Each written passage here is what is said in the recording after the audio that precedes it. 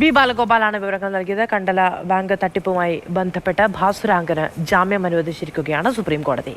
Kannur head post ഓഫീസിന് മുൻപിൽ CPM സമരം. ഹൈക്കോടതി ഉത്തരവ് വെല്ലുവിളിച്ചാണ് വഴി തടഞ്ഞുള്ള പോസ്റ്റ് ഓഫീസ് ഉപരോധം. കേരളത്തോടുള്ള കേന്ദ്ര അവഗണനയ്ക്കെതിരെയാണ് ഉപരോധം. യാത്രയ്ക്ക് വഴി വേറെയുണ്ട്, ഹെഡ് പോസ്റ്റ് ഓഫീസ് വേറെയില്ല എന്നാണ് MV ജയരാജന്റെ വിശദീകരണം. കോടതി വിചാരിച്ചാൽ സമരത്തിന്റെ ആവശ്യമില്ല, കേന്ദ്രം കേരളത്തിന് സഹായം നൽകണമെന്ന് കോടതി ഉത്തരവിട്ടാൽ മതിയെന്നും MV ജയരാജൻ പറഞ്ഞു. എനിക്കൊരു നോട്ടീസ് പോലീസ് നൽകിയിട്ടുണ്ടായി. പോലീസിനെ കൊണ്ട് അത് ചെയ്യിച്ചത് കോടതിയാണെന്നറിയാം. ജുഡീഷ്യറിയോടുള്ള ബഹുമാനമെല്ലാം നിലനിർത്തിക്കൊണ്ട് പറയട്ടെ, ഇവിടെ ഒരു ഹെഡ് പോസ്റ്റ് ഓഫീസ്, അതിന് മുമ്പിൽ 10,000 പങ്കെടുത്താൽ സ്വാഭാവികമായും ഈ റോഡ് ആകെ ജനങ്ങൾ അണിനിരന്നു കഴിയും. അപ്പോ ഇതുവഴിയുള്ള യാത്രക്ക് തടസ്സമുണ്ടാവും. യാത്രാ മാർഗങ്ങൾ വേറെയുണ്ട്, ഹെഡ് പോസ്റ്റ് ഓഫീസ് വേറെയില്ല.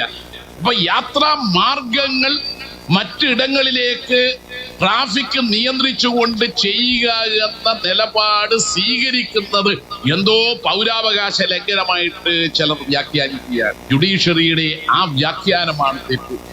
ജനങ്ങൾ എവിടെ നിൽക്കും? സമരം നിരോധിച്ചിട്ടില്ല.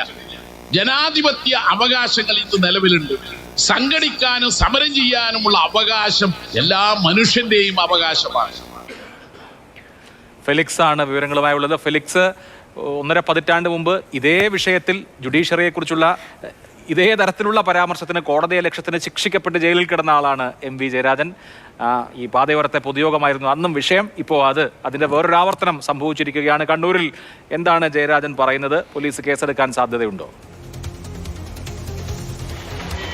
അഭിലാഷ്, തീർച്ചയായിട്ടും വഴി തടഞ്ഞുള്ള സമരമാണ്. അതായത് ഹെഡ് പോസ്റ്റ് ഓഫീസിന് മുമ്പിലെ പൂർണ്ണമായും വഴി അടച്ചുകൊണ്ടാണ് ഇത്തരമൊരു കേന്ദ്ര സർക്കാരിൻ്റെ കേന്ദ്ര ബജറ്റിനെതിരായ സമരം നടക്കുന്നത്. അതായത് നമുക്കറിയാം, ഇത്തരം വഴി അടഞ്ഞുള്ള സമരം നമ്മൾ തിരുവനന്തപുരത്ത് വഞ്ചിയൂർ കണ്ടതാണ്. അതിനെതിരെ ഹൈക്കോടതി നിലപാട് സ്വീകരിക്കുന്നത് കണ്ടതാണ്.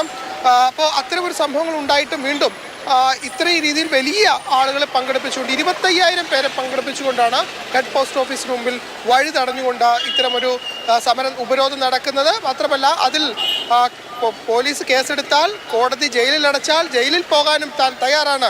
ഈ ചൂട് കാലത്ത് ജയിലിൽ പോകാനും താൻ തയ്യാറാണ് എന്നതാണ് MV ജയരാജൻ പറയുന്നത്. കണ്ണൂർ നഗരത്തിൽ വലിയ ഗതാഗത കുരുക്ക് അനുഭവപ്പെടുന്നുണ്ട് എന്നതാണ്. അതായത് ഈ നമുക്കറിയാം, പഴയ ബസ് സ്റ്റാൻഡിലേക്ക് പോകുന്ന വഴിയാണ്.